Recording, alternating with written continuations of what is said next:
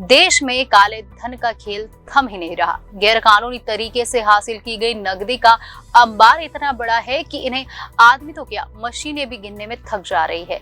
ये नकदी कभी वॉशिंग मशीन में से तो कभी दीवारों में से और कभी अलमारियों में से भर भर कर निकलती है। जानेंगे कि क्या है ऐसी जब्त नकदी का गणित।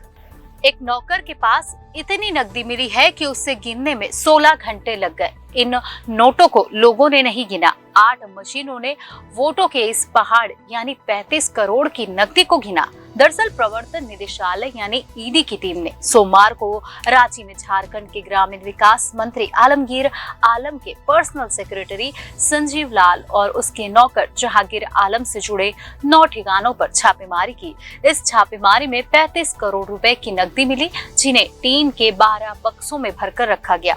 कुल 35.23 करोड़ रुपए की जब्ती नकदी में से 32 करोड़ रुपए से ज्यादा की नकदी तो एक ही जगह से मिली, जबकि बाकी के 3 करोड़ दूसरे ठिकाने से मिले। इन्हें गिनने के दौरान मशीनें भी थक जा रही थी। इस बीच मंगलवार को ईडी के अधिकारियों ने रांची में फिर छापेमारी की। इसमें ठेकेदार राजीव कुमार सिंह के ठिकानों से 1.5 करोड़ रुपए बरामद किए गए। आज हम यहाँ समझेंगे कि ईडी द्वारा जब्त की गई संपत्ति और नकदी का क्या होता है, आखिर कहाँ रखी जाती है ये जब्त संपत्ति।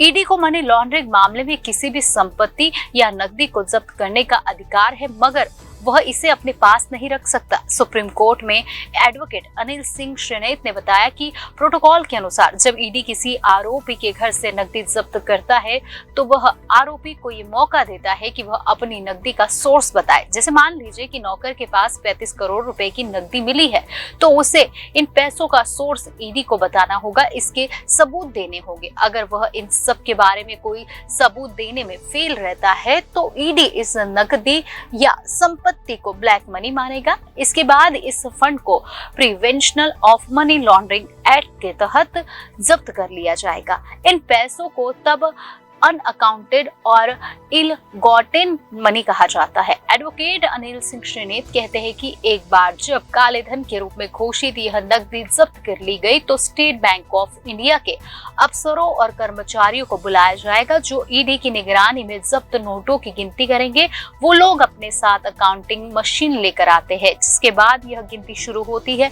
नोटों की गिनती पूरी होने के बाद ईडी अफसर बैंक अफसरों की मौजूदगी में जब्ती सामानों और नकदी की लिस्ट बनाते हैं, जिसे सीजर लिस्ट कहते हैं। इस लिस्ट में कैश, ज्वेलरी और दूसरी महंगी वस्तुएं होती है। ईडी द्वारा जब्त की गई नकदी को 2000, 500 और 100 रुपए की नोटों के रूप में रखा जाता है। इसके बाद इन नोटों को गवाहों के सामने बड़े बड़े लोहे या टीन के डिब्बों में रखकर सील किया जाता है।